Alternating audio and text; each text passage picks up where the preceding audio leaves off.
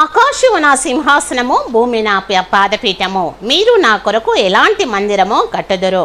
నా విశ్రాంతి స్థల మీది అని దేవుడు ఇక్కడ మనకి అపోస్తుల కార్యంలో 7వ అధ్యాయము 50వ వచనంలో దేవుడు మనతో మాట్లాడుతున్నాడు. ఇవన్నీ నా హస్త కృత్యంలో కావా అని ప్రభువు చెప్పుచున్నాడు. ఆకాశము దేవుని యొక్క సింహాసనము, భూమి దేవుని యొక్క పాదపీఠమై ఉంటుంది. మనము దేవుని కొరకు ఈ లోకంలో మందిరాన్ని కట్టనవసరం లేదు. మన హృదయం అనేటువంటి మందిరాన్ని స్థిరపరిచి ప్రభు కొరకు సిద్ధపరిచి ఉంచితే సరిపోతుంది. నా విశ్రాంతి స్థలం ఏదని దేవుడు అడుగుతున్నాడు. దేవుని యొక్క విశ్రాంతి స్థలము నీ మందిరమై ఉంటుంది. ఇవన్నీ కూడా నా యొక్క హస్తకృత్యములు కావా అని దేవుడు మనల్ని అడుగుచున్నాడు అని ప్రభువు చెప్పుచున్నాడని మనము వినుచున్నాము. కనుక నా హృదయమై దేవుని ఆలయం అంటుంది. ఈ లోక ఆలయంలో పడగొట్టినప్పటికీ కూడా మన హృదయం స్థిరంగా ఉంటుంది. ఇటు వాక్యము దేవుడు మన హృదయంలో ఫలింపచేయునుగాక. ఆమేన్.